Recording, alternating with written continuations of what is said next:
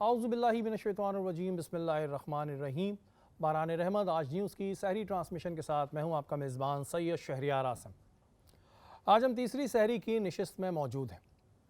देखने में आता है कि जब इंसान कोई गलत काम करने लगता है, जैसे झूठ बोलना शुरू कर देता है, गीबत करता है, लोगों के साथ मुनाफ़कत करता है, तो फिर वो उसका आदी बन जाता है। गीबत जो एक बहुत आम सी बात बन गई है, हम लोग गीबत करते दिखाई देते हैं। हज़ूर पाक सल्लल्लाहु अलैहि वसल्लम ने फरमाया है कि गीबत करने से मुराद ये है जैसे तुम अपने मुर्दा भाई का गोश्त खाओ। और झूठ गुनाहों का सबब बनती है और गुनाह आपको जहन्नुम में ले जा सकते हैं। लेकिन क्या कोई वक्त ऐसा है कि जिसमें झूठ बोलना ठीक भी होता है? झूठ और गीबत से क्या मुराद है और जो लोग ये काम करते हैं इनके लिए क्या हुक्म है, ये आज की नशिस्त में हम जानेंगे। हमारे साथ मौजूद हैं मुफ्ती मोहसिन उज़्ज़मा साहब। अस्सलाम वालेकुम। वालेकुम अस्सलाम वरहमतुल्लाह। हमारी जो आज की मेहमान हैं वो पाकिस्तान ए वुमेंस क्रिकेट टीम की साबिका खिलाड़ी हैं। इसके अलावा एक्टिंग के शोबे में भी इन्होंने अभी कदम रखा है। हमारे साथ मौजूद हैं सना ताज। अस्सलाम वालेकुम। वालेकुम अस्सलाम। सना, आपको बहुत बहुत रमज़ान की बहुत बहुत मुबारकबाद। बहुत शुक्रिया, आपको भी बहुत बहुत रमज़ान मुबारक। और इस वक्त हम मौजूद हैं मारवी के साथ। अस्सलाम वालेकुम मारवी। वालेकुम अस्सलाम। मारवी कैसी हैं आप? ठीक, बिल्कुल अल्लाह का शुक्र। आप सुनाएं कैसे हैं? मैं बिल्कुल ठीक ठाक। आपके खाने खा के तो अभी तक बिल्कुल ठीक ठाक है। मारवी, आज क्या बना रही हैं आप? आज मैं बना रही हूँ मखनी चिकन हांडी। अरे वाह, हाँ, मखनी चिकन हांडी। जी जी बिल्कुल। बजट बढ़ा दिया आपने। बजट बढ़ा दिया नहीं, बहुत ही मज़े की बनती है ये। और ये जो है इसकी सबसे अच्छी बात है कि मैं इसमें यूज़ कर रही हूँ डालडा का कुकिंग ऑयल। अरे वाह, डालडा का कुकिंग ऑयल इसमें यूज हो रहा डालडा है। का कुकिंग ऑयल हम इसमें यूज़ कर रहे हैं। और आज हमने इनसे ये 6.5 किलो वाला नहीं उठवाया आज हाँ, ये क्योंकि ये बहुत उठाते में ज़्यादा बड़ा हैवी था। प्रॉब्लम आ रहा था। ये पाउच होता है। मैं हमेशा अपनी सारी रेसिपीज़ में डालडा का कुकिंग ऑयल ही यूज़ करती हूँ क्योंकि ये बहुत ही हेल्दी है और ये डालडा दे रहा है 250 रुपये तक की बचत, तो आप सब भी यही यूज़ करें। बिल्कुल जी, 250 रुपये की बचत है। ईद से पहले ईदी ऑफर दे रहा है डालडा। ईद से पहले ईदी है तो ज़ाहिर 1 किलो पे 250 है, तो ज़्यादा खरीदेंगे तो पैसे बढ़ जाएंगे। अच्छा, अब ये बताएं कि ये जो मखनी चिकन हांडी, जी बिल्कुल, मखनी चिकन हांडी तैयार कैसे होती है? इसमें क्या क्या इंग्रेडिएंट्स डाले जाते हैं? इसको मैंने सबसे पहले जो है मैरिनेट कर लिया था चिकन को। दही, नमक, लाल मिर्च, हल्दी पाउडर, ज़ीरा पाउडर, कोरिएंडर पाउडर, सब चीज़ों को मैरिनेट करके अलग रख लिया था। उसके बाद इसको 1-1.5 घंटा छोड़ दिया था। उसके बाद अब मैं इसको पका रही हूँ और अलग से एक सॉस बनाऊंगी जो कि बहुत ही क्रीमी और अच्छी सी बना के फिर इसको इसके साथ मिक्स कर दूँगी। तो किस चीज़ से सॉस तैयार कर रही हैं? सॉस में मैं अनियंस डालूंगी, क्रीम डालूंगी, बटर डालूंगी, सारी चीज़ें डाल के उसको अच्छा सा कुक करके ये तो हम पूरा फुल डन कर देंगे। फिर उसके बाद इसको सॉस में डाल देंगे। सॉस में डाल देंगे जी। ये सारी चीज़ें यहाँ पे रखी हुई हैं और बड़ी ज़बरदस्त सी चिकन मखनी हांडी जो है अभी हम खाएंगे। और मारवी, ड्रिंक में क्या बनाएंगी? वैसा अभी तो प्रिपरेशन नहीं है, लेकिन क्या बनाएंगी? जी, ड्रिंक में मैं बनाऊंगी आज भी लस्सी ही बनाऊंगी, आलमंड लस्सी, जो कि बहुत ही हेल्दी है और शहरी के लिए तो बहुत ही अच्छी है। आपका कोई स्टोर तो नहीं है लस्सी वस्सी का? क्योंकि पहले दिन आपने रोज लस्सी पिलाई, मैं उसके बाद आपने हेल्दी चीजें आपने चॉकलेट लस्सी, अब आलमंड लस्सी। क्योंकि लस्सी जो है बहुत ही अच्छी है, पूरा दिन आपको प्यास नहीं लगेगी क्योंकि दही आपको यूज करना चाहिए शहरी में किसी भी फॉर्म में। तो कोई शॉप वॉप तो नहीं है आपकी ऐसी? नहीं कहीं से नहीं, दही आ रही हो? नहीं, कोई शॉप नहीं है मेरी ऐसी, बिल्कुल कोई शॉप नहीं है, लेकिन जी बड़े मज़े के ये खाने हमें खिला रही हैं। हमारी नशिस्त पे हमारे एक और मेहमान मौजूद है। पुलिस फोर्स को सर्व करते हैं, बहुत ही काबिल ये अफसर हैं, ईमानदार अफसर है। ईमानदार का वर्ड मैंने इस वजह क्या है कि मैं पर्सनली इन्हें बहुत अच्छी तरह जानता हूँ, पहले भी हमारी नशिस्तों पे आ चुके हैं।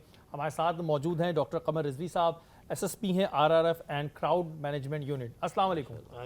कमर भाई, कैसे हैं आप? अल्लाह का करम उसका एहसान। रमज़ान की बहुत बहुत मुबारकबाद आपको भी बहुत मुबारक हो, सभी पूरी कौम को मुबारक हो।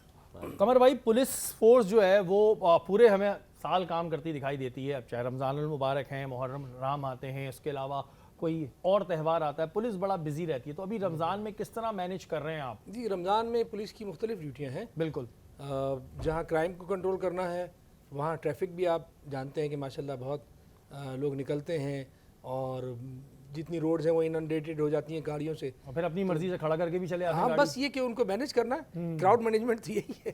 तो हमारी जो ट्रैफिक पुलिस है वो बहुत उसमें वो अपना किरदार अदा करती है। जगह जगह क्राइम को कंट्रोल करने के लिए हमारे ऑपरेशनल सेंटर बने हुए होते हैं, कैंप्स लगाए जाते हैं, खुसूसी इंतज़ाम होता है ऑपरेशनल पुलिस की तरफ से भी, ट्रैफिक पुलिस की तरफ से भी, और जो हम कर सकते हैं जहाँ हमें बुलाया जाता है वहाँ। अच्छा, RRF रैपिड रिस्पांस फोर्स और ये अभी क्राउड मैनेजमेंट यूनिट, जी, ये गालिबन अभी बना है क्राउड मैनेजमेंट यूनिट? जी, क्राउड मैनेजमेंट यूनिट ये जो हमारा नया न्यूली इमर्ज्ड एक शोबा है, असल में करना ये होता है आपको कि कोई प्रोटेस्ट हो रही हो, कहीं पब्लिक खड़ी हुई है, तो उनको मैनेज करना जो है बड़ी स्किल है। बिल्कुल। और उसमें आप उनको नुकसान भी ना पहुंचाएं, क्योंकि वो बगैर किसी वेपन के और वो खड़े हुए हैं और किसी बात पे प्रोटेस्ट कर रहे हैं।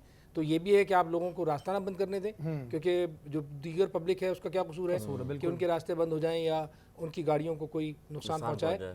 तो बगैर दो तरफा कोई नुकसान हुए आप किस तरह से मैनेज करते हैं, ये एक मुख्तसरन एक बहुत मैंने क्राउड आपको मैनेजमेंट सरसरी की सी हम बात crowd करते हैं तो management हमारे यहाँ तो आए दिन लोग रोड भी ब्लॉक कर रहे होते हैं, एहतजाज भी कर रहे होते हैं, कुछ लोग सही कर रहे होते हैं, कुछ लोग गलत कर रहे होते हैं। तो इसकी कोई पुलिस में अलग ट्रेनिंग दी जाती है? जो आप लोगों का क्राउड मैनेजमेंट है, क्राउड मैनेजमेंट की अलग ट्रेनिंग है? जी बिल्कुल ट्रेनिंग है, उसका शुबा ही हमारे पास है और वो ट्रेनिंग तकरीबन पूरे साल भर जारी रहती है।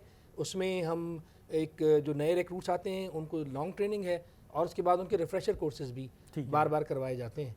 तो बिल्कुल वो पूरा एक उसका करिकुलम है, वो हमने क्योंकि फील्ड का काम है तो ज़्यादातर तो वो ग्राउंड के अंदर ही होती है, तो वो बिल्कुल हम उसको बेहतर तरीके से सिखाते हैं। और क्राउड मैनेजमेंट वाले तो बेचारे हर वक्त ही बिजी रहते होंगे, क्योंकि यहाँ कुछ ना कुछ तो होता रहता है। अच्छा कमर भाई, माशाल्लाह आप हैं तो पुलिस फोर्स में, बिल्कुल शौक आपका शायरी भी है माशाल्लाह। शायरी भी आप बहुत अच्छी करते हैं। तो कमर भाई, ये पुलिस में आने का फिर इत्तेफाक कैसे हुआ? फैमिली में कोई था या आपने सोचा हुआ था जी मैंने पुलिस में जाना है? फैमिली में गवर्नमेंट ऑफिसर्स तो थे ही, जारी बात है, मेरे बड़े भाई वगैरह, तो फिर बस एक सिलसिला है, अब तो पुरानी दास्तान हो गई। नहीं, क्योंकि देखिए ना, अमूमन जो शायरी ज़्यादातर लोग करते हैं वो ज़रा बड़े धीमे, आप वैसे हैं बड़े धीमे लहजे के और बड़े काम डाउन है, लेकिन पुलिस में जो है इसका उल्टा होना पड़ता है। ज़रूरी नहीं है लेकिन मजबूरी है। तो ये दोनों चीज़ें कैसे मैनेज इतनी साइंटिफिकली आगे बढ़ गई है कि आपको वो पुरानी पुलिस नहीं मौलादाद वाली कि आप उल्टा लटकाएं और उसके बाद उसको डंडों से मारें, अब वो सब खत्म हो गया है। और आपके सामने नहीं करते होंगे ना कमर भाई, अभी भी चुपचाप चल रहा लेकिन ये कि आप जिस शोबे में भी जाएं उसको बेहतर तरीके से, और शायरी तो खैर मैं बचपन से कर रहा हूँ, दर्दमंदी आपको हर शोबे में चाहिए, आवाम के लिए दर्दमंदी होनी चाहिए, उनको किस तरह से आप तहफ़्फ़ुज़ दे सकते हैं, उनकी कैसे मदद कर सकते हैं, जिस शोबे में भी हूँ दर्दमंदी का उनसर जो है वो यकीनन शायरी से मेरे अंदर आया।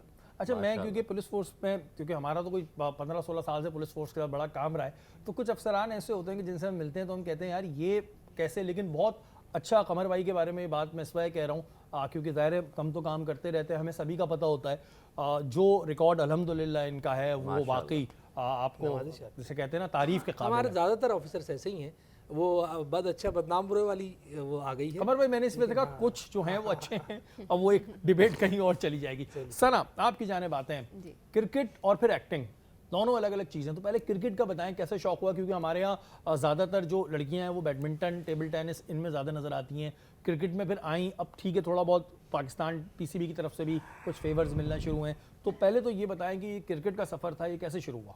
क्रिकेट तो बचपन से ही शौक था, गली क्रिकेट खेलती थी अपने भाई के साथ, और गली के जितने भी बच्चे लड़के। तो ये नहीं कहते थे तुम लड़की हम नहीं खिला रहे? नहीं नहीं, मेरी गली में ऐसा नहीं था, क्योंकि और भी 2-3 लड़कियां खेलती थी, तो मतलब हम लोग कंपैरेटिवली लड़कों से कम थे, मगर ये है कि हम अच्छा खेलते थे तो वो रखते थे। और फिर प्लेयर्स भी चाहिए होते हैं ना गली में, आपको पता है कभी कभी प्लेयर्स शॉर्ट हो जाते हैं, तो वो छोटे से बच्चे को भी रख लेते फील्डिंग करने के लिए कहीं गली के कॉर्नर वॉर्नर। तो वो ये तो नहीं होता था फिर आपको थर्ड मैन पे खड़ा कर देते थे बस जाओ? नहीं, मैं तो अच्छी प्लेयर थी। अच्छी प्लेयर थी शुरू में? मैं बचपन का पूछ रहा हूँ। हाँ, मैं बचपन से ही अच्छी प्लेयर थी, मतलब अपने एज ग्रुप में भी अच्छा ही खेलती थी। तो आपने, जैसे हम किसी भी क्रिकेटर की स्टोरी सुनते हैं तो बताता है जी बचपन में हमने भी इतने शीशे तोड़े, ये किया, तो आपने भी कोई शीशे वीशे तोड़े कभी? नहीं, मुझे ऐसा लगता था कि टूट जाएगा कोई शीशा, बट कभी भी ऐसा टूटा नहीं किसी का। कभी ऐसा हुआ नहीं हुआ, मेरे से नहीं हुआ। अच्छा, अगर हम पाकिस्तान क्रिकेट टीम की बात करते हैं, पीसीबी की तरफ से देखते हैं, ठीक है, मर्दों के तो अलग जो इश्यूज़ हैं, वहीं ख़वातीन के भी अपने इश्यूज़ हैं कि उस तरह नहीं फैसिलिटीज़ मिलती। तो आप समझती हैं कि ख़वातीन क्रिकेट को आज भी निगलेक्ट किया जाता है? अब तो शहरी भाई बहुत ज़्यादा इम्प्रूवमेंट आ गई है, मतलब कंपैरेटिवली सिर्फ फाइनेंस की अगर बात करें तो उसमें एक बहुत मेजर डिफरेंस है, अदरवाइज़ अगर फैसिलिटीज़ की बात करें तो बहुत इम्प्रूवमेंट आ गई है पहले के मुकाबले में। लेकिन क्या रीज़न है कि हमारी जो वुमेंस हैं उनके मैचेस इतने ज़्यादा नहीं होते हैं? हम अगर लीग्स की बात करते हैं तो अभी तक जैसे PSL हो रही है, ऐसे वुमेंस की और जगहों पे शुरू हो गई है भारत में और दूसरे ममालिक में, लेकिन हमारे यहाँ इस चीज़ की तरफ क्यों इतना रुझान नहीं है? या तो चेयरमैन चेंज होते रहते हैं, अभी सो के उठो तो कोई, शाम में आओ तो कोई। जी हाँ, बिल्कुल ऐसा, ये भी एक वन ऑफ द रीज़न है, बिकॉज लास्ट जो चेयरमैन थे रमीज़ राजा, उन्होंने अनाउंस किया था कि वुमेन हमारी प्रीमियर लीग होगी यहाँ पे PSL वुमेन का, और लास्ट ईयर एग्जीबिशन मैचेस भी हुए थे, फॉरेन प्लेयर्स भी आई थी यहाँ पर, खेल कर गई हैं, और बहुत ज़्यादा होप थी कि शायद इस बार एक प्रॉपर लीग स्टार्ट हो जाएगी, जो कि उनको करनी थी, बट वो थोड़ा डिले हुई। बट फिर चेयरमैन चेंज हो गए, फिर एक्टिंग चेयरमैन आए, अभी तक सेटल डाउन ही नहीं होता कुछ भी यहाँ पे। तो फिर जो नए चेयरमैन आते हैं उनके अपने प्लान्स हो जाते हैं, वो पुराने प्लान्स को जो है वो कैरी फॉरवर्ड नहीं करते। तो ये हमारे यहाँ ड्रॉबैक बहुत ज़्यादा है कि कोई भी चीज़ मतलब नया या चेंज या कुछ इनोवेटिव करने के लिए मतलब बहुत ज़्यादा टाइम लगा देते हैं। अच्छा, एक चीज़ और जो प्रॉब्लम मैं प्लेयर्स की देखता हूँ, चाहे वो मर्द हों और पहले लड़कियों के साथ भी ये प्रॉब्लम होगा कि बहुत से ऐसे प्लेयर्स हैं जिनका ब्रेड एंड बटर क्रिकेट है, बाकी तो चलें कुछ होता है मर्दों की ख़ास तौर पे।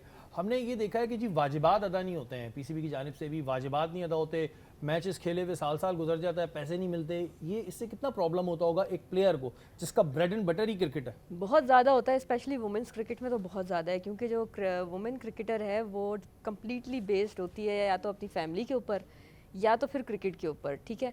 और जो जब मैचेस खेलते हैं, टूर्नामेंट ख़त्म हो जाता है, उसके बाद फिर जो उनकी पेमेंट होती है वो तकरीबन 7-8 महीने के बाद मिल रही होती है। तो ये जो डिले है ये नहीं होना चाहिए। अब ऐसा होने लगा है, पहले अमाउंट कम होती थी तो वो मिल जाती थी देयर एंड देन डेलीज़ जब मिलती थी। तो अब क्योंकि मैच फ़ीस आ गई है तो ये अच्छे मतलब स्टेप्स लिए गए हैं कि अब वुमेन में भी मैच फ़ीस देने लगे हैं, प्लस डेलीज़ भी देने लगे हैं।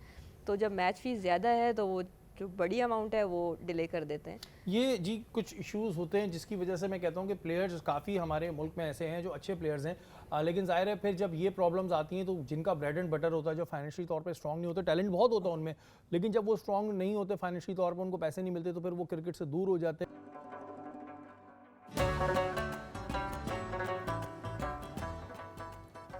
बारान रहमत आज न्यूज़ की सहरी ट्रांसमिशन में एक बार फिर आपको खुशामदीद कहते हैं। मारवी, आपका चिकन बटर हांडी यही था? मखनी चिकन हांडी। मखनी चिकन हांडी। भाई मैं ज़रा ये नाम लेने बड़े कंफ्यूज हैं। ये तैयार हो चुकी है पूरी? हाँ, ये तैयार हो चुकी है। बस इसमें मैं ऐड करूँगी ऑल पर्स का क्रीम, हाँ। जिससे ये और भी ज़्यादा क्रीमी, क्योंकि मखनी चिकन हांडी की यही स्पेशलिटी है कि ये मक्खन की तरह बिल्कुल क्रीमी होनी चाहिए।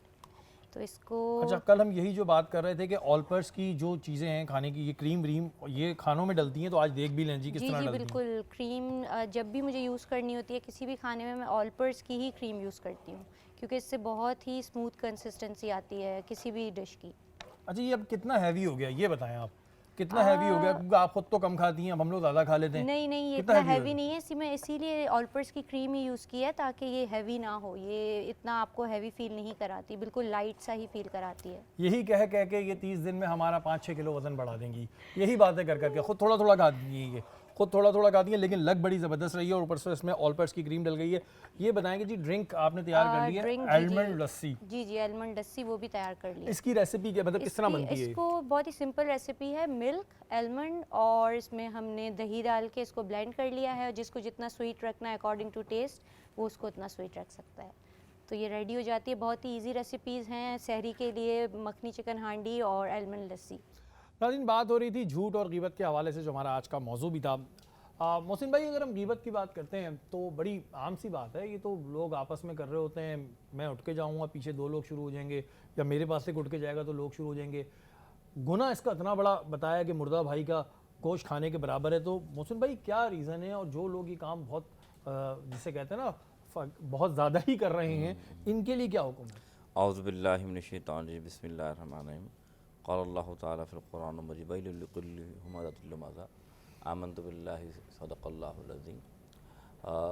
तमाम तारीफ़ें अल्लाह रब्बुल इज़्ज़त के लिए, जो कि खालिक़ कायनात है, और लाखों दुरूद सलाम हुज़ूर अकरम सल्लल्लाहु अलैहि वसल्लम की ज़ात पर, जो कि रहमतुल आलमीन है। आपने जो सवाल किया कि ग़ीबत जो है, लोग उसको इतना आसान क्यों समझते हैं कि कोई सी बात नहीं, कि कोई गुनाह नहीं, कोई ख़ता नहीं। असल में उन्हें पता ही नहीं कि इसके वईद कितनी ख़तरनाक है। कुरान में कई मकामात पर इसके बारे में फरमाया गया, और मुर्दा गोश्त के बारे में जहाँ हदीस में आया, वहाँ कुरान की आयत भी है कि अल्लाह ताला ने वाज़ेह तौर पर फरमाया कि तुम ये पसंद करते हो कि मुर्दा भाई का गोश्त खाओ, कि तुम जो ग़ीबत करते हो। और फिर एक जगह फरमाया बड़ी ख़राबी है। क्या फरमाया? उन लोगों के लिए जो ऐब टटोलते हैं, यानी दूसरे की वैलिकुल्लि हुमाज़तिन लुमज़ा, जो फरमाया अल्लाह ने कुरान में, फरमाया जो ऐब टटोलते हैं और ग़ीबत करते हैं।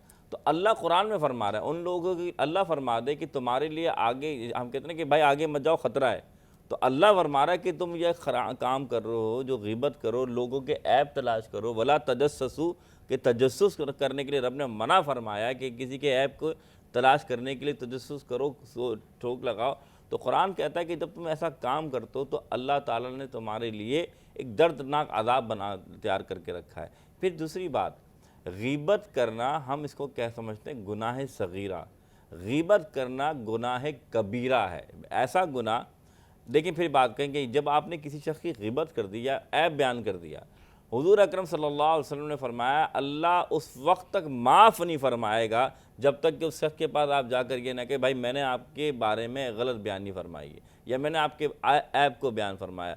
अब सोचें, जब आप अल्लाह के सामने हाजिर होंगे, उस बंदे से मुलाकात ही नहीं हुई, आप जब उसको बताएंगे तो उसको कैसा लगेगा, यार ये तो मेरे साथ बैठता उठता है। एक सवाल पैदा होता है, अक्सर जैसे लोग रिश्ते के लिए पूछते हैं, अब किसी की बेटी है वो रिश्ते के लिए पूछ रहा है, वो लड़का नशा करता है या किसी गलत फेल में है, तो फिर तो उसके बारे में बताएंगे ना, वो आगे बोल दे तुमने मेरी गीबत की, भाई ये फेल तो है इसमें, अब ये नशा कर रहा है, ये गलत काम कर रहा है, किसी की बेटी को उससे ब्याह दें, उसकी तो ज़िंदगी तबाह हो जाएगी। अच्छा, इसमें फिर पहला पहलू ये कि आप जिसके बारे में बात कर रहे हैं वो आप उसका क्राइटेरिया क्या है। मिसाल के तौर पे आप जब बात करें कि आपने के रिश्ते की बात की, उसने कहा कि फ़लाँ फ़लाँ उसमें ऐब है, आपने वो ऐब इसलिए बयान फरमाया कि अगर ये ऐब नहीं बयान नहीं होते तो दूसरे की ज़िंदगी ख़राब हो सकती थी। ये बात समझ में आई। यहाँ पर ज़िंदगी का ख़राब होना या आगे वाली ज़िंदगी को नुकसान पहुँचना, तो आप उस ख़तरे से बचा, जिसे इस्लाह कहते हैं कि नहीं भाई हम समझा रहे हैं, लेकिन आप इसलिए ऐप बयान कर रहे हैं कि जिससे आपको मज़ा मिले और दूसरे लोग और सोच के उस बंदे के बारे में बुरे ख्यालात पैदा करें या उसके बारे में नेगेटिव सोच रख दें, तो इस गीबत से ख़ास तौर पर मना किया गया। मैंने फिर जैसे आपने शुरू में कहा, चंद कैटेगरीज भी हैं जहाँ पर आप किसी के ऐप बता सकते हैं और किसको बता सकते हैं, वो बात भी है। लेकिन पहली जो बात जो आपने जो कही कि अगर ऐसा मामला आता है तो ठीक है, फबे आप उसके नकाइस बयान करें। नकाइस बयान करने के भी तरीके होते हैं, लेकिन जब लोग नकाइस बयान कर रहे होते हैं, मज़े कर रहे होते हैं या हंसी मजाक उड़ा रहे होते हैं, लेकिन आप किसी की संजीदगी मतलब कि फ़ला से तुम बचो क्योंकि उससे ख़तरा है, वो अलग बात है। लेकिन ये बयान करना कि फ़ला में ये बुराई है, फ़ला में ये चीज़ें, तो ये ऐसा ही जैसे उसने अपने मुर्दा भाई का गोश्त खाया। बिल्कुल जी, ये सवाल मैंने इस पर पूछा कि लोग बड़ा कंफ्यूज रहते हैं और ये इसमें भी बहुत सारी कैटेगरीज हैं, उसको भी हम डिस्कस करेंगे कि गीबत करना या झूठ जो इतना कॉमन हो गया है, इससे क्या नुकसान होते हैं। कमर भाई के बारे में बताऊं कि इससे पहले जब कमर भाई थे तो ड्राइविंग लाइसेंस ब्रांच को देख रहे थे और बड़ा ज़बरदस्त देख रहे थे, वरना आप ड्राइविंग लाइसेंस ब्रांच के बाहर अक्सर जाते हैं तो आपको बहुत सारे एजेंट मिलते हैं, वो बोलते हैं हम मनवा देते हैं, हम मनवाए थे, वो सब हटा दिए थे। कमर भाई, ड्राइविंग लाइसेंस क्यों नहीं लोग इतना सीरियस लेते, फिर जब आप लोग थोड़ी सख्ती करते हैं तो लाइन लगी हुई होती है, कमर भाई बनवा दें, कमर भाई बनवा दें। नहीं, उसमें ये है कि अल्लाह का शुक्र है खराबी वो दूर कर दी गई और लोगों को ज़्यादा हमने मोटिवेट किया कि वो आएँ, ज़्यादा तादाद में आएँ, बग़ैर किसी हवाले के, बग़ैर किसी जान पहचान के वो आएँ और अपना लाइसेंस बनवाएं। लाइसेंस बनवाने की अहमियत भी दिमागों में इनकलकेट करने की ज़रूरत थी, जो थैंक्स टू यू पीपल के हम मीडिया के थ्रू इसको लोगों को बताते हैं कि कितना अहम है कि उनके पास लाइसेंस हो। लेकिन लाइसेंस से पहले यकीनन वो पहले सीखेगा प्रॉपर्ली, तो फिर वो लाइसेंस का टेस्ट देने आएगा। उसमें जो ख़राबियाँ थी वो दूर कर दी हैं और आसानियाँ पैदा करके जो प्रॉपर ड्राइविंग अगर उसको आती है तो फिर कोई रद्द-ओ-कद नहीं और उसको लाइसेंस मिल जाएगा, बड़ी तादाद में लाइसेंस। अच्छा, उस वक्त में हमने देखा था कि जब आपने चार्ज संभाला था तो बाहर एक एजेंट माफिया खड़ी हुई थी जिस पर आपने बड़े सख्ती से एक्शन लिया।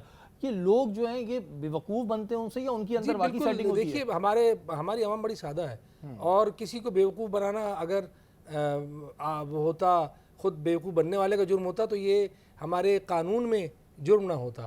फ्रॉड करना बाकायदा कानूनन जुर्म है। लोग सादा दिल होते हैं, उनको एक्सप्लॉइट करना, उनको गुमराह करना बड़ा आसान हो जाता है। तो ज़रूरत इसी बात की है कि मुसलसल ऐसे लोगों के ख़िलाफ़ कार्रवाई की जाए जो लोगों को बेवकूफ़ बनाते हैं, एक्सप्लॉइट करते हैं, जाली लाइसेंस की तरफ ले जाते हैं, क्योंकि वो चेक हो जाता है। बिल्कुल, वो चेक होता है तो उसकी कोई वैल्यू ही नहीं है। लोग अपना पैसा ज़ाया करते हैं। मैं उनको यही समझाता हूँ कि सीधी राह से, सही राह से जाओ, ताकि दुनिया भर में जहाँ कहीं भी हो लाइसेंस चेक हो जाए तो वेरीफाई हो जाए। अच्छा कमर भाई, आप तो माशाल्लाह ज़ाहिर इतना तजुर्बा रखते हैं, कमर भाई कुछ हमारी आवाम की आदत ये नहीं होगी आराम तलबी, कौन लाइन में लगे, कौन करे। अच्छा, बाहर मुल्क जब जाना पड़ जाता है तो फिर रो होते इंटरनेशनल बनवा दो, तो पहले ही बताना पड़ता है कि भाई पहले पाकिस्तानी लाइसेंस बनेगा फिर इंटरनेशनल बनेगा। जी, आराम तलब भी हैं और हमें चाहे बहुत अच्छी ड्राइविंग भी आती हो, हम नहीं चाहते कि हम जाके शरीक हों। और देखिए, वहाँ जाने से क्या होता है, जो पहले आता है, हम उसको इशारे बताते हैं कि ये इशारे आपको आने चाहिए। हाँ और वो किसी बहुत पढ़े लिखे आदमी के लिए ज़रूरी नहीं है, वो आप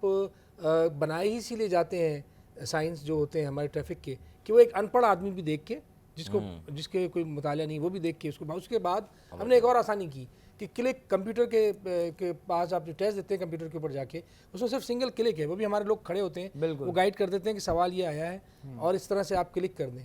फिर उसमें एक इजाफा हमने और किया था कि उर्दू और अंग्रेज़ी में तो हमारा टेस्ट मौजूद था, सिंधी ज़बान में नहीं था हमारे सिंध में। बिल्कुल। तो मैंने पहली बार सिंधी ज़बान में पूरा टेस्ट बनवा के और वो पूरा सॉफ्टवेयर हमने मैनेज किया और पूरे अक्रॉस द प्रोविंस हमने उसको इंक्लूड किया।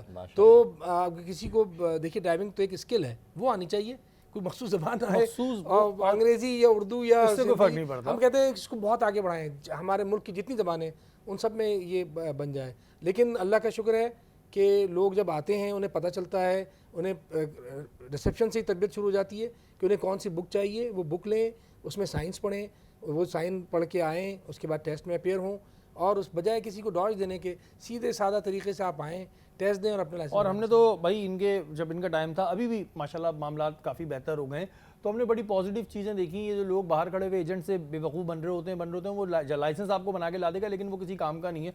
तो इन चीज़ों को बड़ा ज़रूरी है और ड्राइविंग लाइसेंस की अहमियत को समझें।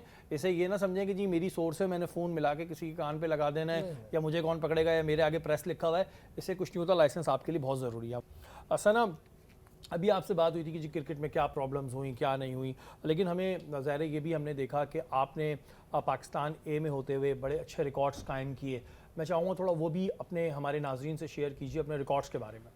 जी मैंने जो है वो पहली लड़की थी जिसने 150 प्लस स्कोर किया था और मैंने 160 तक लेकर गई थी एज एन ओपनर। मैंने पूरा 50 ओवर मैच खेला था और 2011 में ये हाईएस्ट स्कोर मैंने किया था। और फिर मैंने 2014 में दोबारा 160 रन स्कोर किए थे, तो ये एक नया रिकॉर्ड था कि सेम प्लेयर ने रिकॉर्ड ब्रेक कर दिया। जी मेरा रिकॉर्ड तो ब्रेक हो गया था 2011 के बाद हाईएस्ट रन्स का, मगर मेरा ये रिकॉर्ड था कि मैं वो वाहिद प्लेयर हूँ जिसने 2 दफ़ा 160 रन स्कोर किए, 150 से ज़्यादा रन। अच्छा, अगर हम अपनी वुमेन्स में बात करें तो कौन सी ऐसी बॉलर थी जिसे खेलने में थोड़ा सा प्रॉब्लम आता था जो हमारी वुमेन्स क्रिकेट टीम में है? कोई एक बॉलर ऐसा होता है ना जो आता है बंदा कहता है यार इसका ओवर निकाल लो, या कोई भी नहीं था ऐसा? जी हाँ नहीं, ऐसे आते थे बॉलर्स बिल्कुल।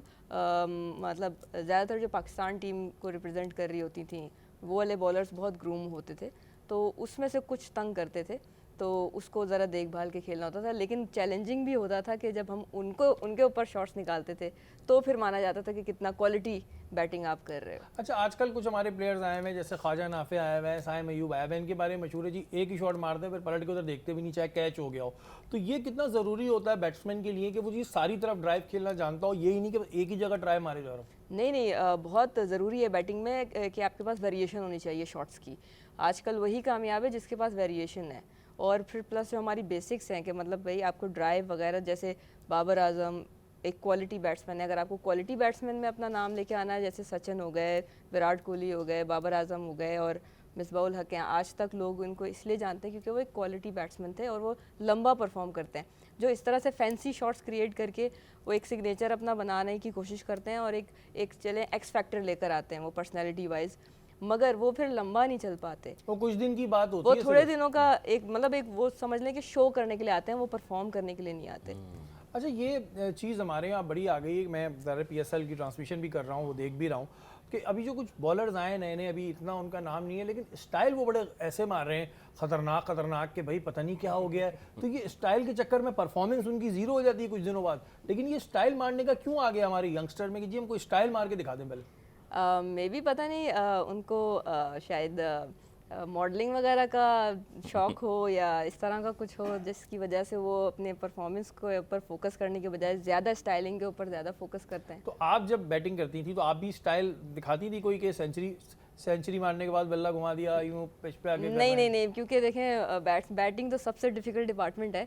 हम जब परफॉर्म करते हैं तो वही हमारे लिए बहुत बड़ी बात होती है कि उसके बाद ज़्यादा शो ऑफ करें तो हमें लगता है कि भाई डाउन टू अर्थ होना चाहिए एक प्लेयर को, शो ऑफ नहीं होना चाहिए, मतलब फिर कहते हैं गुरूर का सर नीचा, और ये होता भी है। तो इसलिए पर्सनली मैं तो नहीं बिलीव करती इस चीज़ पे, मैंने कभी कोई ऐसा शो ऑफ एक्शन नहीं मारा। अच्छा, एक सवाल मुझसे किसी ने पूछा तो मेरे पास भी उसका जवाब नहीं था, ये बैट्समैन थोड़ा आगे जाके पिच पे यूं करके वापस आते हैं, इसका मतलब क्या होता है? इसका मतलब होता है समटाइम्स ये जो पिच होती है ना वो उखड़ी हुई होती है, तो उसको भी बिठा रहे होते हैं, बिकॉज अगर अनइवन पिच पे बॉल पिच हो जाए हाँ। तो वो फिर आपको बैट्समैन को डिस्टर्ब करता है, तो फिर बैट्समैन पहले ही देख लेता है अगर कोई खड्डा है या कुछ है या थोड़ा सा पिच उठा हुआ है कोई पीस, तो वो बेसिकली उसको मारते हैं जाके टेक्निकली। लेकिन कोई स्टाइल नहीं है? नहीं समटाइम स्टाइल भी मारते हैं कि जो बॉलर होता है, जब बॉलर बैट्समैन को ताव दिखा रहा होता है कि भाई मैं तुम्हें खेलने नहीं दे रहा हूँ ये वो, तो फिर उसको साइकोलॉजिकली बैट्समैन अपने आप को भी रिलैक्स करता है और बॉलर को अंडर प्रेशर लेने के लिए वो जाके थोड़ा सा स्टाइल मारता है कि मैं आ रहा हूँ आपके अच्छा, साथ, ऐसा नहीं कि मैं डर गया। मैंने एक चीज़ देखी है कि बहुत से ऐसे तेज़ बॉलर हैं, जैसे अभी जेम्स एंडरसन की हम बात करें, ये लोग उकसाते हैं बैट्समैन को। जो बैट्समैन अच्छा होता है उसको आके ऐसा उकसा दो कि वो उस चक्कर में आउट हो जाए। शुभमन गिल भी इसी चक्कर में आउट हो गए, कुछ आपस में थोड़ी बातचीत हुई, उसकी दूसरी बॉल पर उन्होंने आउट कर दिया। तो ये टेक्निक होती है, करती हैं बॉलर्स आपके साथ? जी हाँ बिल्कुल, ये ऐसा तो बहुत होता है, बैट्समैन भी बॉलर के साथ करते हैं, बॉलर भी बैट्समैन के साथ करते हैं। साइकोलॉजिकली बेसिकली डिस्टर्ब करना होता है, उनका जो एक जोन सेट हो चुका होता है, जब एक प्लेयर परफॉर्मेंस की जोन पे चला गया होता है। एक बॉलर बहुत अच्छी बॉलिंग करा रहा है तो उसको डिस्टर्ब करने के लिए, उसकी लाइन डिस्टर्ब करने के लिए, क्योंकि रन नहीं निकल रहे, तो अब उसको क्या करें, उसको साइकोलॉजिकली उसको डिस्टर्ब करते हैं ताकि उसकी लाइन मिस हो, और उसके बाद फिर वो बैटिंग में क्या टेक्निक होती है? हम भी गली मोहल्ले में खेलते हैं, हम भी ट्राई कर लेंगे कभी। क्या करना चाहिए जब बॉलर कोई बहुत खतरनाक है, तो उसको किस तरह हम डिस्ट्रैक्ट करेंगे, वो इधर उधर बॉल मारे, हम शॉट मारते, तरीका बताए ना। देखिए सबसे बड़ी मिसाल तो जावेद मियांदाद की और ये जो सुनील गावस्कर हैं, उन्होंने बताई थी कि जावेद मियांदाद किस तरह से बॉलर को डिस्टर्ब करते थे। जावेद भाई तो बहुत अलग अलग तरीके से करते थे, वो तो हम नहीं कर सकते। नहीं, लेकिन मोस्टली क्या होता है कि करीब जाके कुछ स्लैंग बोलते हैं या उनको गुस्सा दिलाने की कोशिश करते हैं, कुछ ऐसा बोलते हैं, अच्छी भी बॉल करा रहा है, बोलते हैं कि ये तो कराना आता नहीं है, वेरिएशन दिखा दो, ये एक ही जैसी कराए जा रहे हो, इसके अलावा कुछ नहीं आता, मतलब इस तरह का कुछ सेंटेंस बोल के जाते हैं करीब से। जब बॉलर करीब आता है ना, उस टाइम पे बैट्समैन बोल के चला जाता है हल्का सा कैमरे में भी हल्का सा कि भाई आवाज सिर्फ प्लेयर तक आए। गली मोहल्ले में काम तो ये हो बड़े आराम से चल जाएगा, लेकिन देख के करिएगा कि पता नहीं बॉलर भी कोई ऐसा गर्म दिमाग हो तो नहीं, वहाँ पे हाथापाई शुरू हो जाए। इंटरनेशनल में तो बहुत होता है। हाँ, इंटरनेशनल में कर लिया, गली मोहल्ले में कैमरे नहीं लगे तो वहाँ फड्डा शुरू हो जाएगा, वहाँ फिर फड्डा हो पुलिस जाता बुलानी है। पड़ेगी और कुछ नहीं होगा।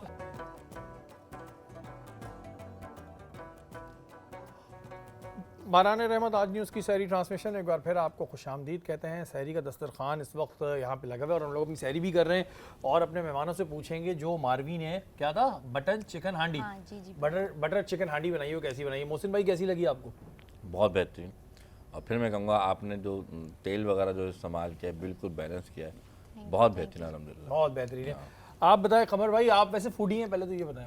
नहीं, अल्लाह का शुक्र, जो पक जाता है खा लेता हूँ। जो पक जाता है, बिल्कुल कोई वो नहीं, नखरे नहीं, कोई वो नहीं, नहीं। नखरे नहीं। बेगम खुश रहती होंगी फिर आपकी। हाँ, वरना कुछ मर्द होते हैं खानों में बड़े वो निकालते हैं, मीम मीखने। एक खौफ के तहत वो पकाती है, अच्छा है ताकि अच्छा, खौफ बरकरार है। कमर भाई कैसा लगा जो इन्होंने बनाई थी डिश, कैसी लगी आपको? बहुत उम्दा माशाल्लाह। बिल्कुल, मैं तो अर्ज़ किया कि बिल्कुल जैसे घर में मेरे घर में पकती है वैसे बहुत उम्दा और लजीज। पास किया है आपने यानी कि? बिल्कुल, बिल्कुल। बिल्कुल पास हो गई हैं। सना, आप वैसे शौकीन हैं खाने वाने की या नहीं?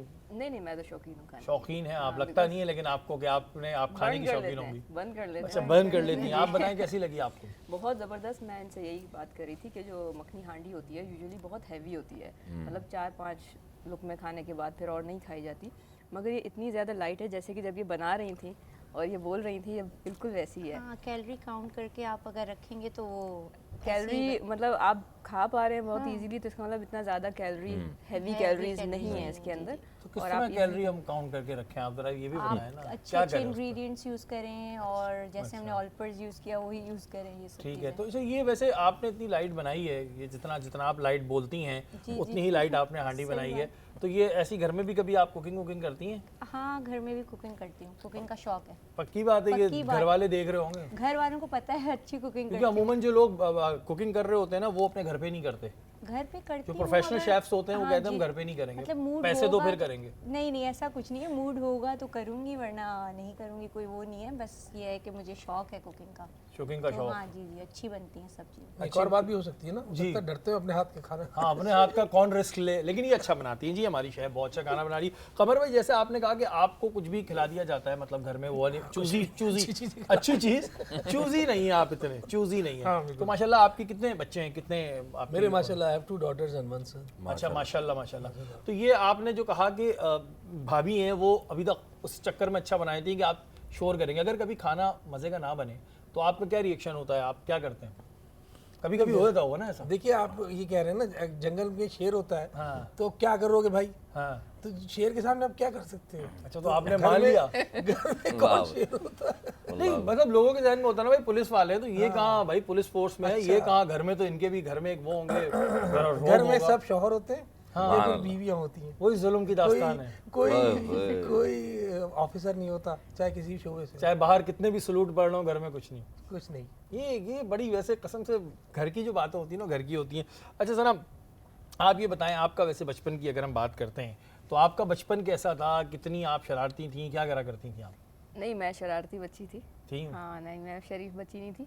बहुत बहुत जब छोटी थी, मतलब जैसे जब मुझे याद भी नहीं पड़ता, बस मैंने अपनी किंडरगार्टन वगैरह की या ग्रेड 1-2 की रिपोर्ट्स पढ़ी, तो उस वक्त मैं बहुत शाय हुआ करती थी अकॉर्डिंग टू माय टीचर्स।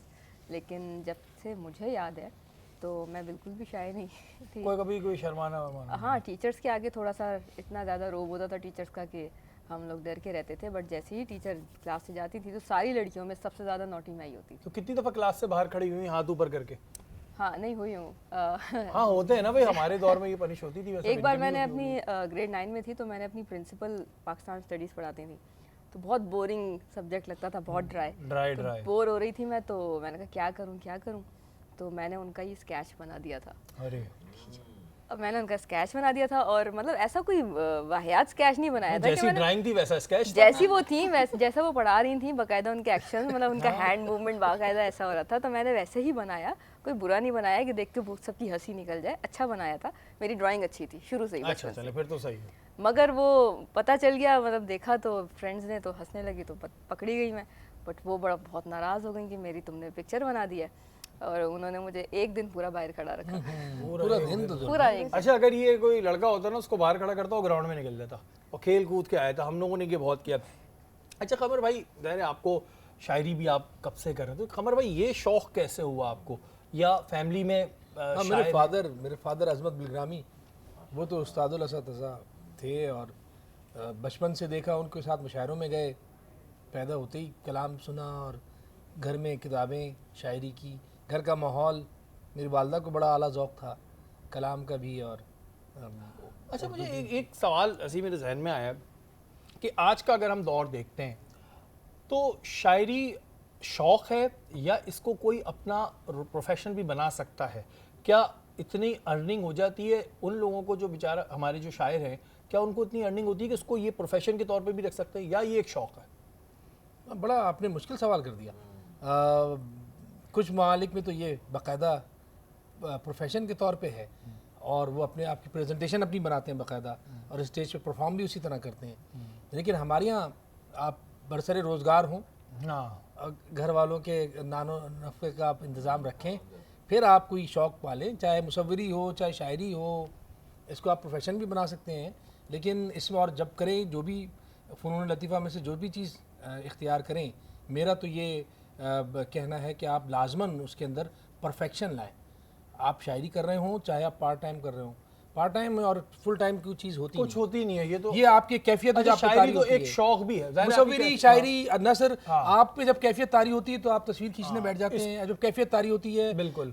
आप यकीन करेंगे, जब हम बहुत थके हुए होते थे 20-20 घंटों की ड्यूटी करने के बाद या ट्रेनिंग करने के बाद, तो उस वक्त गज़ल हो रही होती थी लेटते हुए। मुझे याद है इंटरमीडिएट में मैं फ़िज़िक्स का पेपर था, सबसे इम्पॉर्टेंट था। उस रात जब अगली सुबह पेपर देने जाना, उस रात गज़ल हुई, वो गज़ल लिखी। पेपर अच्छा हो गया। पेपर अल्लाह का करम है। हाँ, मेरे ख्याल में 2 या 3 मार्क्स कटे होंगे 100 में से। आप तो पढ़ने में अच्छे होंगे ना, नहीं, बस आप पढ़ने में अच्छे होंगे तो हो गया होगा। हमारे यहाँ तो फिर कुछ अलग ही सिस्टम निकल के आता है। एंड में हो सकता है कि जो अक्सर इन्वेजिलेटर के लिए जो है ना शेर लिखा हुआ होता है, बहुत सारा अस्तगफुरुल्लाह। कोई ना कोई शेर लिखा होगा, 0 जमीन में मार्क्स नंबर। मिलते हैं फिर अगर आपने कुछ भी लिखा है ऐसा। नहीं तो लोग लिख के आते हैं, अल्लाह का वास्ता मेरी दादी बीमार थी, खुदा का वास्ता मुझे पासिंग मार्क्स दे दीगा। जी। लेकिन ये लिखना फिर आप 0 मार्क्स के लिए मुतवक्किल रहें कि उम्मीद पे दुनिया कायम है ना, कोई हो सकता है बेचारा किस परेशानी में हो, चलो सोचे यार मैं पास कर दूं, दुआ मिलेगी, दुआ नहीं मिलती। अच्छा मोहसिन भाई, जहाँ पर हम अभी आपसे बात कर रहे थे गीबत के हवाले से, वहाँ आपने कहा कि लोगों के ऐब ना टटोले। हमारे यहाँ एक चीज़ बड़ी कॉमन है कि हम ना लोगों को उनके, अगर किसी का कद छोटा है, पस्त कद है या रंग थोड़ा कम है, तो हम उनको उन्हीं नामों से पुकारने लगते हैं, काले, मोटे, इसका गुनाह है, क्योंकि अगर हम कभी किसी को बोलते हैं कि यार उसको बुरा लग रहा हो, कहता है अरे प्यार में कह रहे हैं, तो ये प्यार में कह रहे हैं का वर्ड कह के कुछ भी बोल दो। अच्छा देखिए, ये हुज़ूर सल्लल्लाहु अलैहि वसल्लम की हदीस से साबित है कि अल्लाह के रसूल ने सख्ती से मना फरमाया है कि अगर एक शख्स के अंदर मिसाल के किसी का कद लंबा है तो आपने मना फरमाया कि उसको उसके नाम से पुकारो, ना कि उसके उस नाम से पुकारो जो उसे बुरा लगे। यानी कि उसको अगर आप उसे कहेंगे लंबे, आप कहेंगे काले, तो उर्फ़ आम में लोगों के सामने अगर वो रिएक्शन नहीं भी कर रहा तो दिल में उसको बुरा लगेगा, दिल आज़ारी तो दिल आज़ारी होगी। और वो इस बात को एक वक्त आता है फिर वो बुरा मानना छोड़ देता है, भले क्योंकि मेरा नाम ये पड़ गया, लेकिन कभी ना कभी उसको फील जरूर होता है। तो शरीयत ने इसको मना फरमाया कि ये भी गिबत में शुमार है। अच्छा, इसका गुनाह क्या है? गुनाह जरा सा बता दें, क्योंकि हमारे यहाँ ये लोगों का एक बड़ा मसला बन चुका है, जो उसको गुनाह तो समझते ही नहीं है। कई दफा तो नाम भूल जाते हैं, यार इसका नाम क्या था, उसको बुलाते थे इसका नाम क्या था, यही होता रहता है। काला गंजा कुछ भी बेचारे का रखा हुआ होता है। तो ऐसे लोगों को गुनाह क्या है? अच्छा, हो सकता है उनको नहीं पता और वो गुनाह कर रहे हो। बिल्कुल। अच्छा, सबसे पहले तो गिबत क्या ये समझा दो। गिबत ये है एक शख्स में ऐब हो। ऐब से मुराद के वजह से आपने कहा कि रंग काला है, कद छोटा है, ये भी ऐब है ना कि यार कद छोटा कद वाला है या फिर कुछ ऐब हो। हाँ, ऐब हो और आप उसको उसके सामने नहीं दूसरों के सामने बयान करें और वो सुन ले तो उसे वो बुरा लगे, तो इसे गिबत कहते हैं। बहतान क्या है कि एक शख्स में ऐब नहीं है लेकिन आप उस पर इल्ज़ाम लगा दें कि ये तुम्हारे अंदर ये बुराई है, तो ये मेरे अंदर है नहीं। तो बहतान और गिबत में फ़र्क है। अब गिबत के गुनाह क्या? गिबत गुनाह कबीरा है।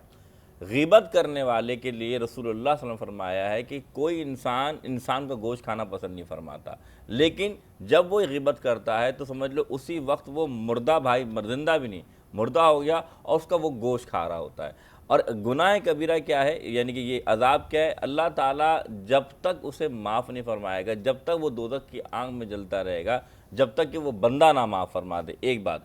और रब ने चाहा अगर वो जो गिबत जिसने की उसने माफ़ कर दिया तो अल्लाह ताला उसे माफ़ फरमा देगा। अगर किसी ने किसी की गिबत की और वो बंदा इस दुनिया में ही नहीं रहा तो फिर किससे माफ़ी मांगे? ठीक है, ये बहुत अच्छी बात की। वो उसके अहलो अयाल से हुस्न सलूक इख्तियार करें, यानी कि उसके वालिदैन, उसके बच्चों के साथ, और रब ताला से फिर माफ़ी, क्योंकि वो दुनिया में नहीं रहा। लेकिन उसका तरीका क्या है कि हुस्न सलूक इख्तियार करना उन लोगों के साथ जो उसके कराबतदार हैं या करीबदार हैं। मिसाल तौर पर उसके बच्चे हैं या उसके वालिदैन हैं, वो उनसे साथ हुस्न सलूक करे और अल्लाह से माफ़ी मांगे, क्योंकि अन्निदामा तौबा भी जो है एक बड़ी, क्योंकि अल्लाह ने कुरान फरमाया या अय्युहल्लज़ीना तूबू इलल्लाह तौबतुन नसूहा, अल्लाह के बंदो ईमान वालो अल्लाह से पक्की सच्ची तौबा करो। तो आप अल्लाह से तौबा करेंगे, अब दुनिया में नहीं रहा, अल्लाह ताला आपकी नीयत भी जानता है कि आप उसके साथ खैर कार्य करना चाहते हैं, तो बेहतर ये कि फिर आप उसके औलाद या उसके रिश्तेदारों के साथ ऐसा सलूक करना शुरू कर दें। बोतान में थोड़ा सा मैं जी करूँगा अपने कानूनी व्यू पॉइंट से। बोतान तो बाकायदा कानूनन जुर्म है। बोतान ये है कि किसी ने कोई जुर्म नहीं किया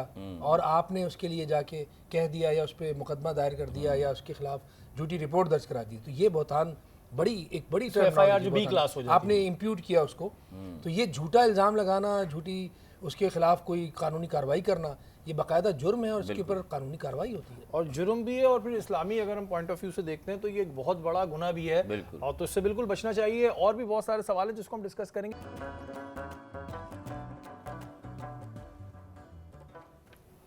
वेलकम बैक नाज़रीन, आप लोग देख रहे हैं आज न्यूज़ की खुसूसी ट्रांसमिशन। सहरी की ट्रांसमिशन इस वक्त जारी है और कमर भाई यहाँ पे थे, और हमने जब आपको शुरू में ही बताया था कि कमर भाई जो है वो बहुत अच्छी शायरी भी करते हैं, तो अब ऐसा तो हो नहीं सकता कि हम इनसे सिर्फ बातें करें कि पुलिस में क्या हो रहा है क्या नहीं हो रहा है। तो हम कमर भाई आपसे दरख्वास्त करेंगे कि आप कुछ अशार पेश करें। बिल्कुल। एक नात से पहले दो अशार। हर एक हर्फ तेरा शामिल निसाब हुआ, हर एक हर्फ तेरा शामिल निसाब हुआ, ज़बान से निकला तो आयत बना किताब हुआ। हर एक हर्फ तेरा शामिल निसाब हुआ, ज़बान से निकला तो आयत बना किताब हुआ। इधर पे कौन था कौसैन के उधर था कौन, इधर पे कौन था कौसैन के उधर था कौन, मैं क्या बताऊं मुझे कितना इस्तिराब हुआ। माशाअल्लाह माशाअल्लाह माशाअल्लाह। एक नात के चंद अशार कि मद में कब कोई मिक़दार व अदद रखते हैं, मद में कब कोई मिक़दार व अदद रखते हैं, इंतहा रखते हैं या कोई न हद रखते हैं। मद में कब कोई मिक़दार व अदद रखते हैं, इंतहा रखते हैं या कोई न हद रखते हैं। एक ही दर से रखी हमने मवद्दत अपनी, एक ही दर से रखी हमने मवद्दत अपनी, बुग़्ज़ रखते हैं किसी से नहीं कद्र रखते हैं। आहा माशाल्लाह। एक ही दर से रखी हमने मवद्दत अपनी, बुग़्ज़ रखते हैं किसी से नहीं कद्र रखते हैं। कूचे आले मोहम्मद में हुए खाक सो हम, कूचे आले मोहम्मद में हुए खाक सो हम, अपनी नस्लों की शराफत की सनद रखते हैं। क्या बात, क्या बात, माशाल्लाह। कूचे आले मोहम्मद में हुए खाक सो हम, कूचे आले मोहम्मद में हुए खाक सो हम, अपनी नस्लों की शराफत की सनद रखते हैं।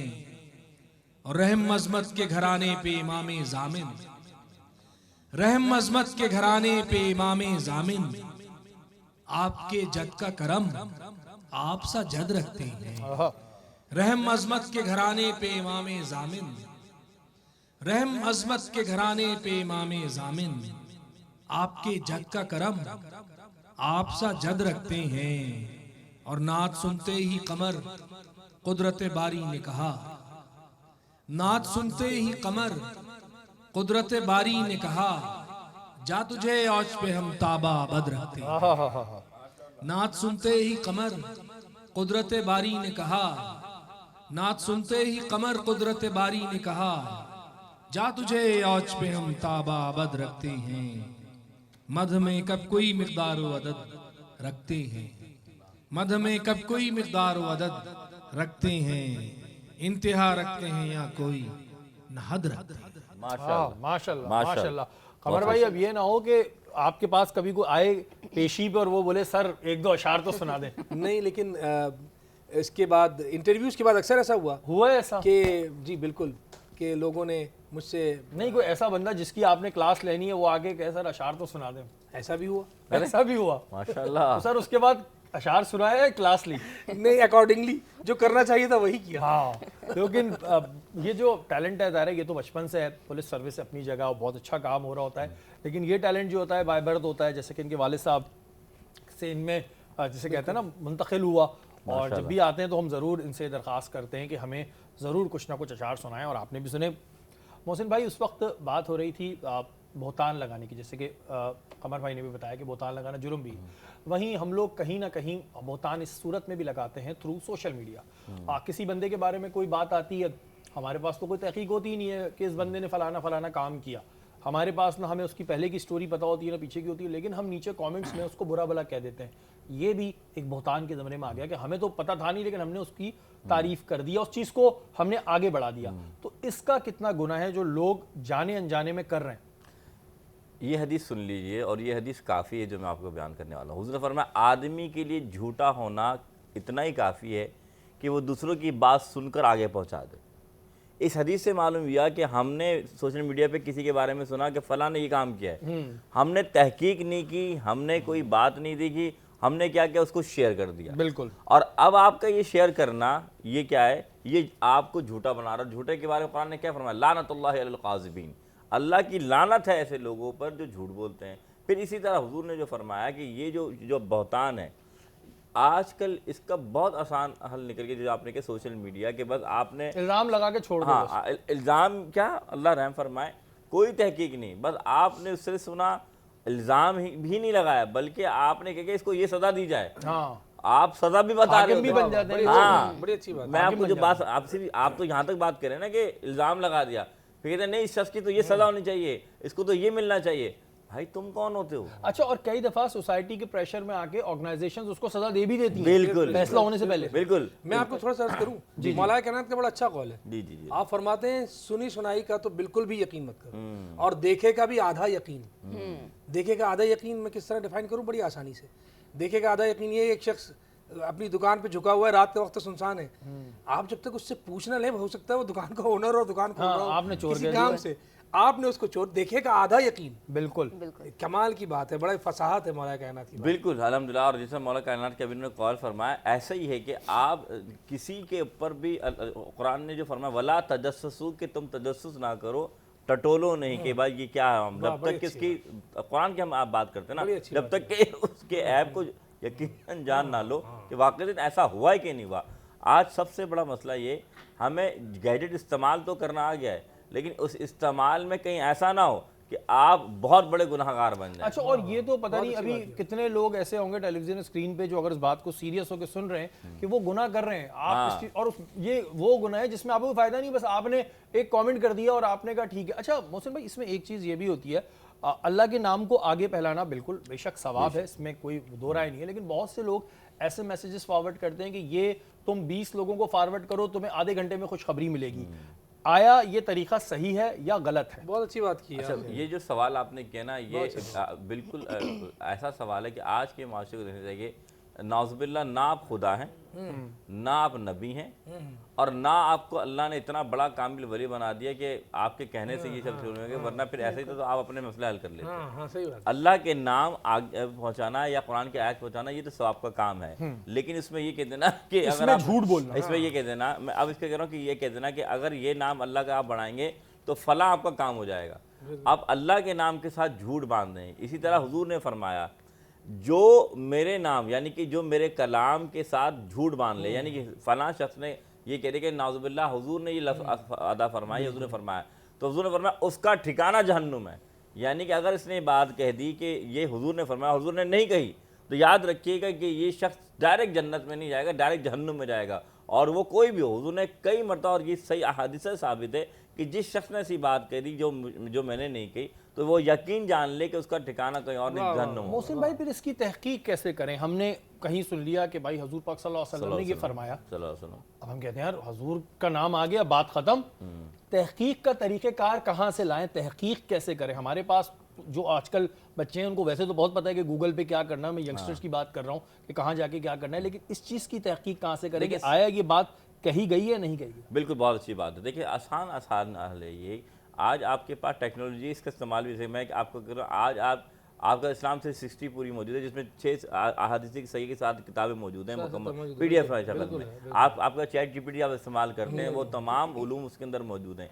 फिर सबसे बड़ी बात, आज अल्हम्दुलिल्लाह कुछ ऐसे उलमा रब्बानी मौजूद हैं जिनको आप समझ सकते हैं कि ये एक आलिम, एथेडनिक आलिम है, जो कि मोहतरम किसी मदरसे से फारिग तहसील है। जब वो कौलो बयान कर रहा है, उसकी बात को तरजीह जाए। हर ऐरे गैरे नत्थु खैरे लफ्ज़ में इस्तेमाल कर रहा हूँ, जो आप बात समझते हैं। लोग कहते हैं फ़लाँ इंजीनियर ने कह दिया, फ़लाँ हाफिज़ साहब ने कह दिया, फ़लाँ काबिल डॉक्टर ने कह दिया। नहीं मेरे भाई, आप देखें जिस शोबे का वो आलिम है, वो वाक़तन वो आलिम है कि नहीं, वो किसी मदरसे से फारिग है कि नहीं, जो बात कर रहा है वो कुरान और हदीस की रोशनी में कर रहा है कि नहीं, फिर आगे पढ़ाएं। एक बात। दूसरी बात ये कहा, तहकीक कैसे करें? साफ बात यह है, हुज़ूर अलैहिस्सलाम की अहादीस की किताबें आपके सामने मौजूद हैं, किताबी शक्ल में भी, PDF की शक्ल में भी।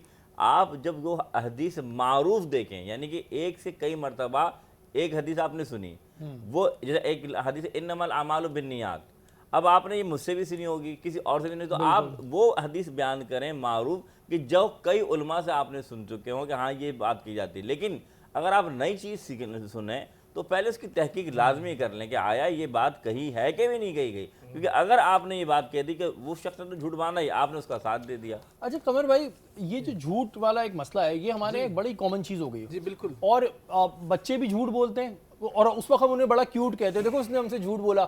हम किसी बच्चे से कोई बात करते हैं कि बेटा वो चीज़ कहाँ है, बोलता मैंने तो खाई नहीं। एक मासूमाना बात ले लेते हैं कि अगर हमने एक बच्चे से पूछा बेटा तुमने खाया, बोलता नहीं मैंने तो खाया नहीं है। उसने वो झूठ बोला, उसका पहला स्टेप ज़ाहिर है वो अपने बचपन के लिहाज से बोल रहा है, और हम बड़ा खुश होते हैं देखो ये झूठ बोल रहा है।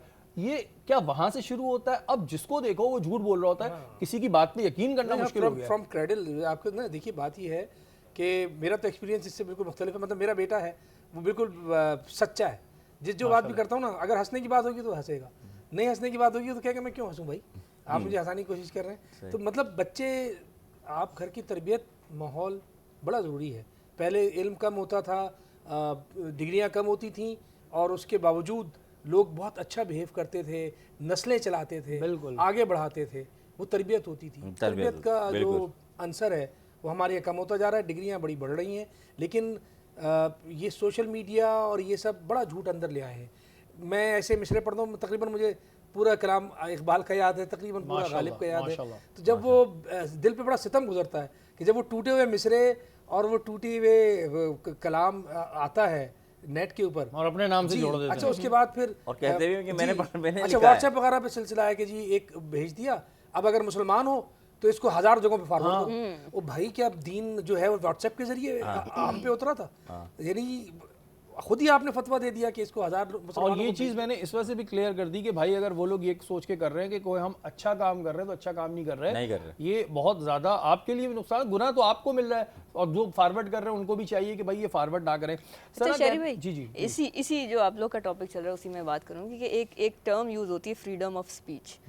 आजकल लोग इसका भी बड़ा मिसयूज कर रहे हैं और स्पेशली सोशल मीडिया पे यही चल रहा है, जो किसी को बुरा भला कह रहे हैं और खुल्लम खुल्ला इतनी अब्यूजिव लैंग्वेज यूज कर रहे हैं कमेंट्स पे, ठीक है।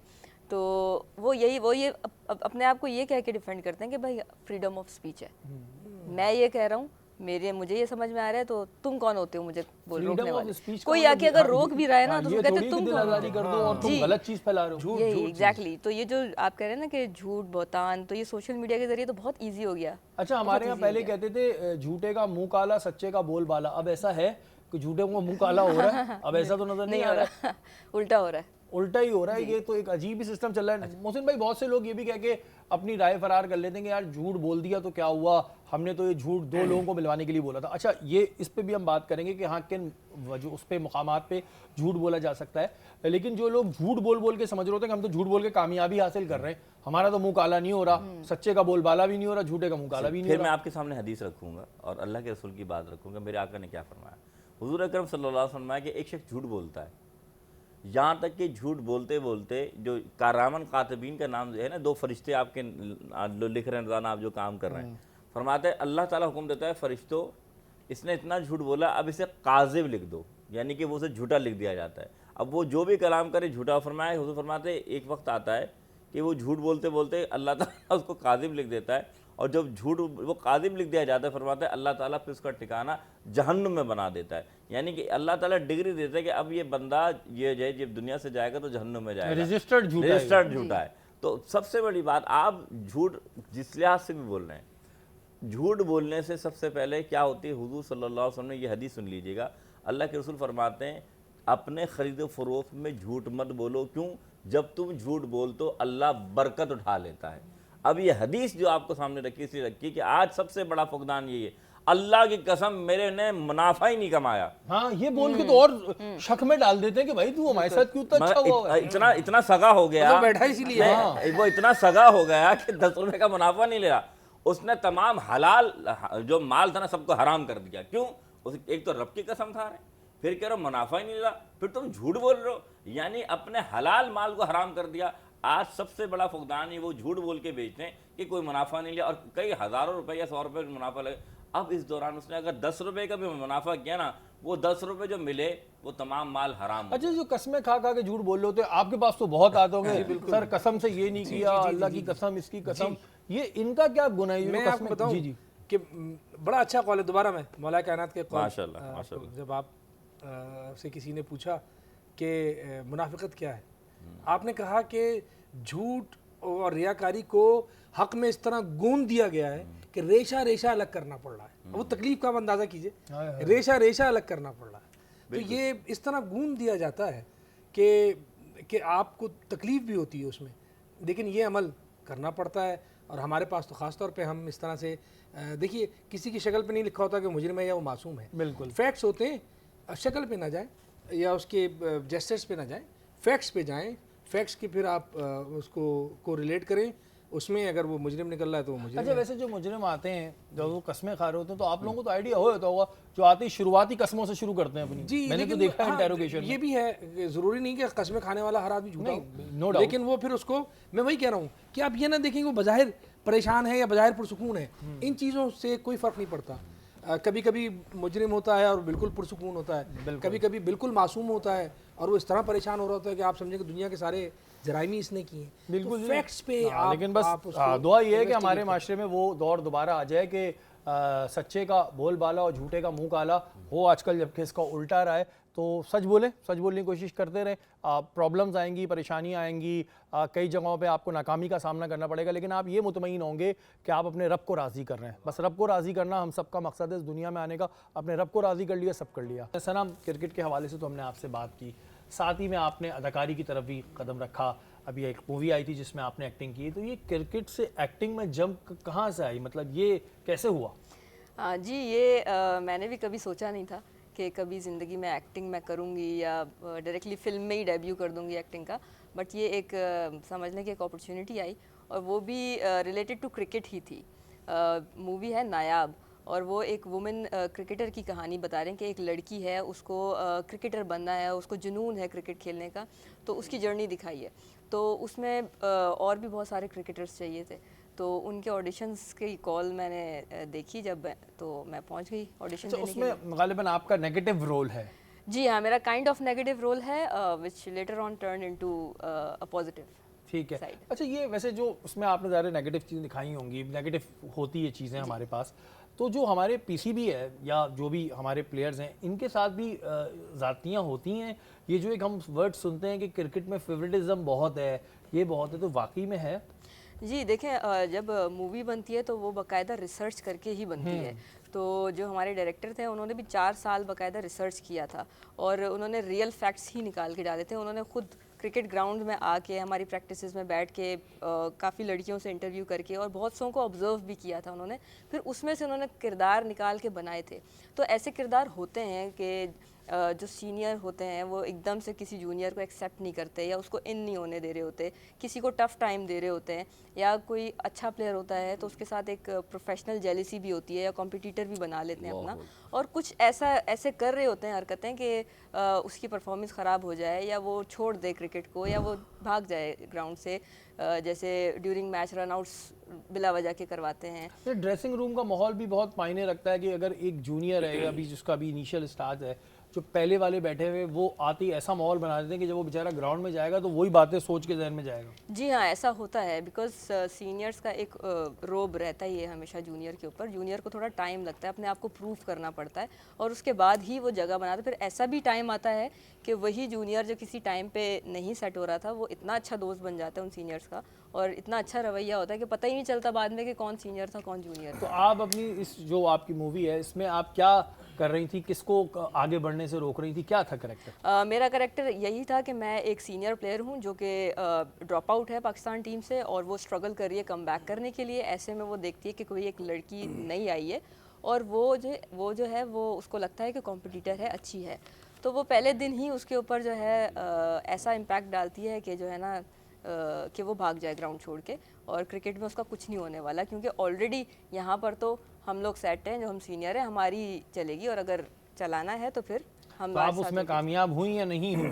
जी जी, कामयाब तो बहुत हुई, करेक्टर तो बहुत पसंद आया सबको। नहीं, आप उस चीज़ में कामयाब हो गई थी उसको रोकने में, या नहीं वो आगे निकल गई? नहीं, उसके वो आगे निकल गई थी, और फिर लेटर ऑन ऐसा होता है कि फिर एक ही टीम में जब हम खेलते हैं ना, तो हमें एक दूसरे का साथी बनना ही पड़ता है। और फिर कुछ ऐसे इंस्टेंस होते हैं कि दिल से मैल चला ही जाता है, क्योंकि जब आप एक टीम में होते हैं तो सपोर्ट करते हैं कि आपने बॉल कराई, आपका कैच हो गया, या साथ में बैटिंग कर रहे हैं तो सपोर्ट कर दिया। तो कुछ ऐसे हालात होते हैं, अगर आप पॉजिटिव हैं तो फिर आपकी पॉजिटिविटी में कन्वर्ट हो जाती है चीज़। तो मेरा कैरेक्टर भी ऐसा था कि स्टार्ट तो ऐसा हुआ कि टफ टाइम दिया, लेकिन बाद में रियलाइज़ हुआ कि नहीं, उसको भी रियलाइज़ हुआ कि नहीं, ये सीनियर है, ये अच्छी है, इसके साथ थोड़ा सुनना चाहिए। उसको भी हुआ कि नहीं, ये जूनियर है, अच्छी है, टीम के लिए बेनिफिशियल है, तो फिर हो गया। ठीक है जी। इस तरह की जो टॉपिक्स हैं अमूमन उन पे बिल्कुल चीज़ें सामने आनी चाहिए, स्पोर्ट्स के ऊपर आनी चाहिए, किसी की स्ट्रगल पे आनी चाहिए, रियल स्टोरीज़ पे आनी चाहिए। अच्छा, अभी हमने इससे पहले वाले सेगमेंट में भी कमर भाई से दरख्वास्त की थी कि हमें नात सुनाएं। इस सेगमेंट में भी हम कमर भाई एक दफ़ा आपसे दरख्वास्त करेंगे कि आप हमें नात सुनाएं। एक और नात, उससे एक नात और उससे पहले 4 मिसरे कि राह खातिर तो कुजा रस्म मुदारत जाती, राह खातिर तो कुजा रस्म मुदारत जाती, जितनी थी मश्क सुखन कैसे सुवारत जाती। राह खातिर तो कुजा रस्म मुदारत जाती, जितनी थी मश्क सुखन कैसे सुवारत जाती। मिदते आले मोहम्मद जो न कर पाती रकम, मिदते आले मोहम्मद जो न कर पाती रकम, काविशे किलके कलम सारी इकारत जाती। एक नात के चंद अशार। हर एक उक़्दे मुबहम कुशूद होता है, हर एक उक़्दे मुबहम कुशूद होता है, उसे एक दर पे जहां हस्त बूद होता है। हर एक उक़्दे मुबहम कुशूद होता है, उसे एक दर पे जहां हस्त बूद होता है। यहीं पर नुत्क़ ने लहजे से हम नवाई की, यहीं पर नुत्क़ ने लहजे से हम नवाई की, यहीं पर हर्फ व सदा को शुहूद होता है। यहीं पर नुत्क ने लहजे से हम नवाई की, यहीं पर हर्फ व सदा को शुहूद होता है। और वजूद रखता है तो फिर अदम नसीब समझ, वजूद रखता है तो फिर अदम नसीब समझ, अदम के बाद यहाँ पर वजूद होता है। हाँ, वजूद रखता है तो फिर अदम नसीब समझ, अदम के बाद यहाँ पर वजूद होता है। यहाँ खजाने जां को लुटा के जीते हैं, यहाँ खजाने जां को लुटा के जीते हैं कि ये जिया नहीं होता है, सूद होता है। यहाँ खजाने जां को लुटा के जीते हैं कि ये जिया नहीं होता है, सूद होता है। और अजब ये बारगहे हुस्नो इश्क है जिसमें, अजब ये बारगहे हुस्नो इश्क है जिसमें कहीं कयाम कहीं पर सुजूद होता है। अजब ये बारगहे हुस्नो इश्क है जिसमें, अजब ये बारगहे हुस्नो इश्क है जिसमें कहीं कयाम कहीं पर सुजूद होता है। और आखिरी शेर कि ये कायनात कहाँ अजर दे सकेगी तुझे, ये कायनात कहाँ अजर दे सकेगी तुझे, मगर वो जिसकी ज़बां पर दुरूद होता है। ये कायनात कहाँ अजर दे सकेगी तुझे, मगर वो जिसकी ज़बां पर दुरूद होता है। हर एक उक़्दे मुबहम कुशूद होता है, उसे एक दर पे जहाँ हस्त बूद होता है। हाँ, माशाल्लाह, सुभान अल्लाह, सुभान अल्लाह। बहुत खूब कमर भाई, बहुत खूब, बहुत खूब। नाज़रीन, बात हो रही थी आज का हमारा मौजू आज झूठ और ग़ीबत पे था, और हमने अभी मोहसिन भाई से ये सवाल करने ही जा रहे हैं कि बहुत से लोगों के जहन में भी होगा, जैसे मैं शुरू में इसको दोहरा रहा था कि किन मुकामात पर झूठ बोला जा सकता है। वैसे तो झूठ बोलना गुनाह है, इसके सारी चीज़ें आपको मोहसिन भाई ने बताई। मोहसिन भाई, वो कौन से मुकामात हैं जिन पर झूठ बोलना ठीक है?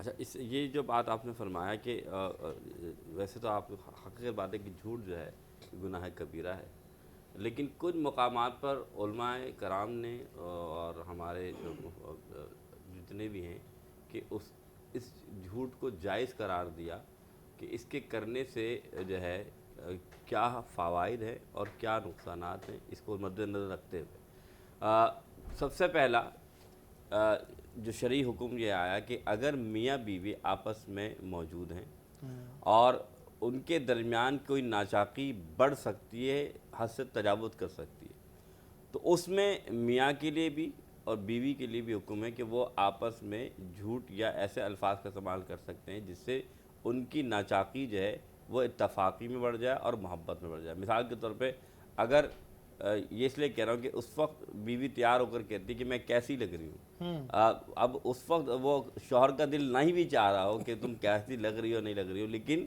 वो ये कहते हैं कि आप अच्छी लग रही हैं या हसीन लग रही हैं, तो भले उसने झूठ बोला लेकिन इससे आपस में मोहब्बत और प्यार आता हो तो फिर उलमा फरमाते हैं आप ये झूठ कह सकते हैं। अच्छा मोहसिन भाई, इधर ही आपकी बात को मैं जोड़ना चाहूँगा। अगर अल्लाह ना करे किसी के शौहर का कोई ऐसा फेल पता चल जाए, तो क्या उस पर भी वो झूठ बोले जिससे वो उसके साथ धोखा कर रहा हो, अपनी बेगम के साथ कोई धोखा कर रहा हो, तो क्या ऐसे माहौल पे भी हम ये सोच के झूठ बोल दें कि घर बच जाएगा? अच्छा देखें, पहली बात ये कि अगर वाक़तन वो शख्स ये अहद करने लगा, इस बात समझिएगा कि मुझसे गलती हो गई और अब मैं अपनी घरवाली को और अपने घर को बचाने के लिए वो काम दोबारा नहीं करूँगा, उस सूरत में वो अगर झूठ बोलता है तो उलमा ने कहा इस पर भी जायज़ है। लेकिन अगर वो इसलिए झूठ बोल रहा है कि मैं धोखे में बीवी को भी रखूँ और बाहर भी जो मैं अभी लफ्ज़ कहूँ कि खुशियाँ अपनी ज़िंदगी गुजारता रहूँ, तो ये चीज़ जायज़ नहीं, बल्कि ये तो फिर वही गुनाह की तरफ आ रहा है, वो झूठ की तरफ आ रहा है, जिसकी वईद आई है कि ऐसा शख्स जो है वो अल्लाह की लानत या अल्लाह ताला की फिटकार का सबब बनेगा। इसमें अक्सर ये होता है कि कोई बीच वाला किसी को देखता है और उसको उस चीज़ का यकीन भी होता है। पहले तो ये बोतान ना लगाओ, पहले इंक्वायरी कर लो, इंक्वायरी में आ गया हाँ भाई ठीक है कि वो किसी ऐसे फेल में है जिससे उसका घर तबाह हो रहा है, तो ऐसी सूरत में वो जाके बता दे या ना बताए, अच्छा या खामोशी पकड़ ले। उस सूरत में पहले जिस शख्स को उसने फेल में देखा, मैं औरत हो या मर्द हो, जाहिर बात है उसने एक को देखा हो ना, एहतियात जरूरी। हाँ, तो उसमें तरीक़ेकार ये कि पहले तो वो शख्स से पहले बात करे कि देखो ये तुमने मामला किया और अगर तुम्हारा घर इससे तबाह हो सकता है, तुम्हें मैं एक तंबीह कर रहा हूँ ये काम ना करो, ठीक है। और वो देखे, और अगर वो इस चीज़ से रुक सकता है या झूठ बोल सकता है या उसकी वाइफ उससे पूछती है कि इसका घर बच रहा है, तो भी ये काम कर सकता है कि दोनों मियाँ बीवी की खलफशार को मिटाने के लिए भी एक बंदा झूठ बोल सकता है। इसका दूसरा पहलू ये कि मियाँ बीवी में लड़ाई हो गई और जाके जो तीसरा शख्स है वो कहता है कि यार तुम्हारा शौहर तो तुम्हारी तारीफ़ें कर रहा था, हालांकि उसने नहीं की, तो क्या? और इस तरह बीवी से कहे कि तुम्हारी बीवी, शौहर से कहे कि तुम्हारी बीवी तुम्हारी तारीफ़ें करी थी, हालांकि दोनों बातों को दोनों झूठ बोला उसने, लेकिन उसका मकसद क्या था? उनमें सुलह सफाई कराना, घर बचाना, तो भी फुक़हा ने फरमाया कि वो जायज़ है। लेकिन अगर ये बात है कि एक शख्स जो है वो तंबीह भी नहीं करता और बचाता भी है और फिर बाद में धोखा मिलता है, बड़ा धोखा मिलता है, तो वो फिर ज़्यादा वही की तरफ जाता है। ठीक है, और किन मुकामात पे और किन चीज़ों पे जायज़ है?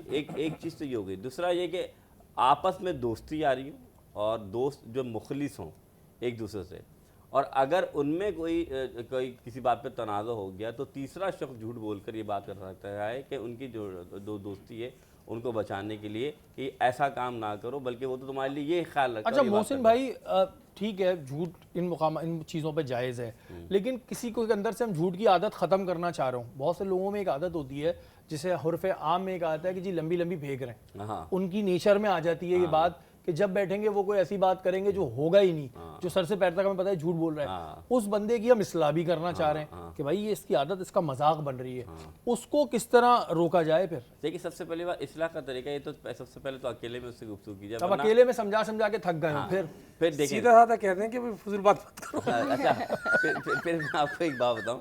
देखिए उससे फिर हम तंबीह इस्लाह नहीं ऐसे कर सकते, हम उसका नाम ना ले लेकिन उसको वही बता दें। मिसाल पर मैंने आपके सामने रखता हूँ कि हुजूर ने फरमाया मुनाफिक की 3 निशानियाँ हैं, और ये हदीस है, और मुनाफिक जहन्नुम का सबसे निचले घड़े में होगा। हुजूर ने फरमाया पहली निशानी जो मुनाफिक की है वो हुजूर ने वो ये फरमाया क्या कि जब बात करेगा झूठ बोलेगा, जब वादा करेगा वादा खिलाफ़ी करेगा, जब अमानत दी जाए अमानत में ख़यानत करेगा।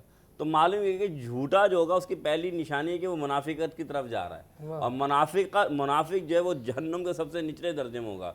तो आप सोच लो भाई कि तुम्हारा नाम क्या होगा। और याद रखिएगा जब इंसान झूठ बोलने लगता है ना तो वो वादा खिलाफ भी होता है। मिसाल तो अभी घर से निकला नहीं है, मैं तो ऐसे तो बहुत रास्ते में हूँ, ऐसे तो बहुत है, मैं तो रास्ते में खा रहा होगा, केला कहेगा पपीता खा रहा हूँ। नहीं, कहाँ से रास्ते में हो तुम झूठ के घर पे हो भाई, 10 मिनट लेट पहुंचोगे ना। अब क्या हुआ, इसने फिर अपने काम को हराम कर दिया। मैं फिर क्या कह रहा हूँ, क्योंकि जाहिर सी बात है एक तो लेट जा रहा है और लेट जाने के बाद झूठ बोल के जा रहा है, तो लोग झूठ को इतना आसान लेने लगे, कोई बात नहीं, मैं और हंसते हैं। देखा मैंने बिला वजह का भी, मैं आपको सही बता रहा हूँ, केला खा रहे होंगे बताएंगे पपीता खा। ये तो प्रॉब्लम मैंने जो कहा ना कि कुछ लोगों में Psychological भी कुछ बिला वजह की लंबी लंबी बातें। अच्छा एक चीज़ होती है खुशामद, खुशामदी भी लोग होते हैं, खुशामद ठीक है या गलत है? नहीं देखें, बॉसेस की खुशामद की बात, हाँ मैं समझ, तारीफ करना इस वजह से कि वो मेरी तरफ माइल रहे, लेकिन तारीफ में ऐसा भी होता है सर फला तो आपके लिए अच्छा नहीं चाहता, सर मैं तो आपकी बड़ा खिदमतगार हूँ, तो किसी को गिरा कर ऊपर आप चढ़ रहे हैं तो ये तो बिल्कुल ही जायज़ नहीं। खुशामद से मुराद ये कि हाँ उसकी इतनी आप खुशामद से वो जो काम उसमें हो ही ना वो भी तारीफ कर रहा हूँ। नहीं ये बिल्कुल खुशामद सिर्फ वालिदैन की जायज़ है, नहीं, ये बिल्कुल गलत है।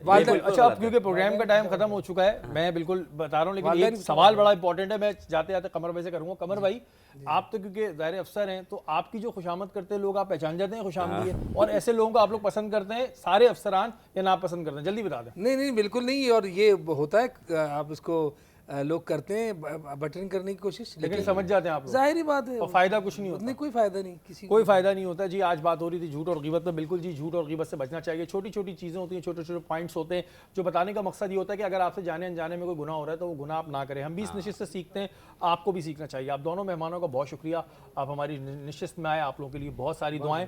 हमारी ट्रांसमिशन का वक्त ख़त्म हो गया है, कल इंशाअल्लाह ताला दोबारा मुलाकात होगी। तब तक के लिए अपने मेज़बान सैयद शहरियार आसिम को इजाज़त दीजिए। पाकिस्तान जिंदाबाद।